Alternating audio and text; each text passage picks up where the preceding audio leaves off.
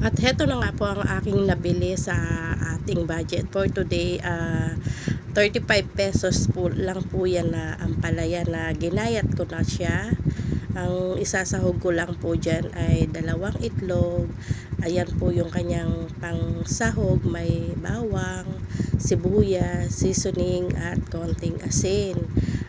Sakto na po yan para po sa ating ulam for today.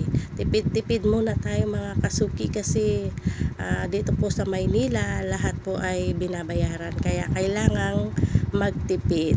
So samahan niyo po ako sa aking pagluluto sa aming simpleng ulam at samahan niyo po ako hanggang dulo. At maraming salamat po sa aking mga solid subscriber, sa mga silent viewers, sa mga new subscriber. Maraming salamat po sa walang sawang support at sana po gabayan po tayong lahat ng mahal na Panginoon.